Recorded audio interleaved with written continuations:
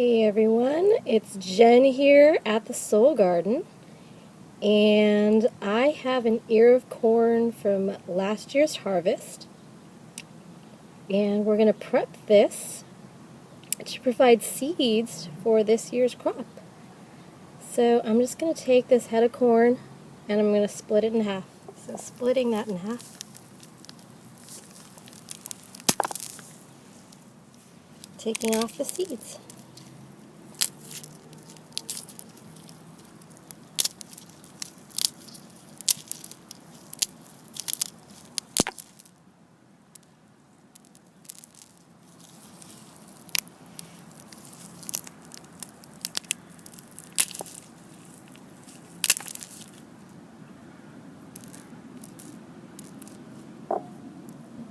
There you go.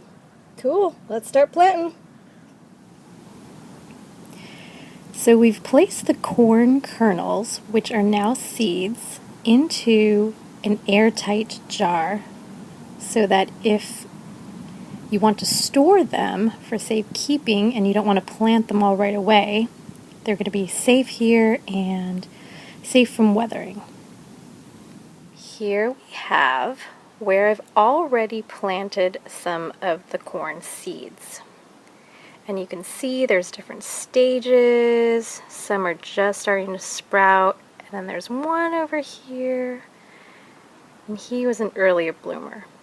So I'm just basically going to show you. You take one of the corn kernels and you basically want to plant it about an inch to 2 inches deep. So I go for about 1.5 inches. So I make a little divot with my finger into the soil. I stick it in there and then I pack the soil nice and tight. I'm not actually going to do that because I already have one growing in there. But you plant all of your corn. I mean, you could plant them right into the ground, but I like to plant them here so that I can take care of them and I can watch them sprout up.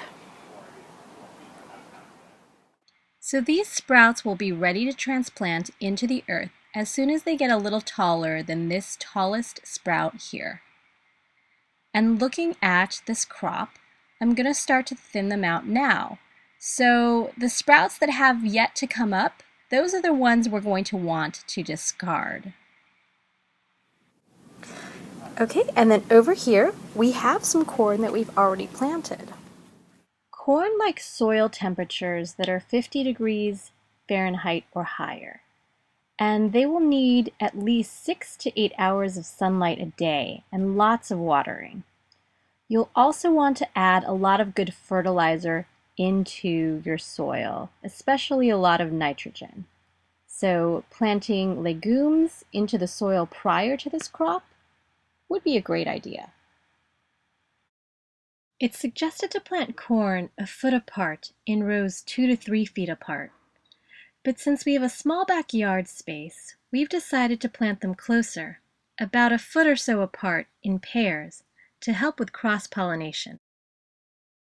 So you'll have to join us next time for another video in how to promote cross-pollination in your garden, since we're not quite at that stage just yet.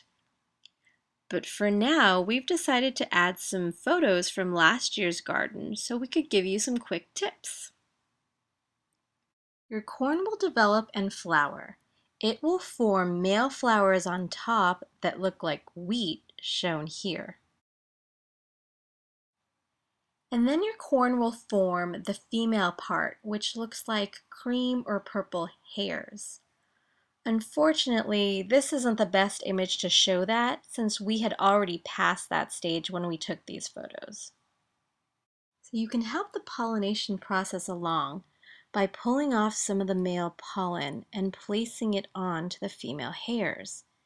You'll want to get as much pollen on the hairs as possible, since each hair is attached to a kernel.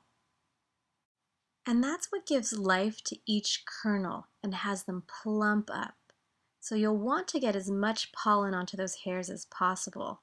And then they'll turn brown, like you'll see in the tip of that ear of corn there. So check back in about 6 weeks or so, where we'll show you how we help cross-pollinate our corn. We're saying no to GMO corn.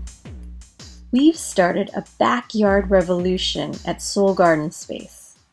Join us by starting your own garden.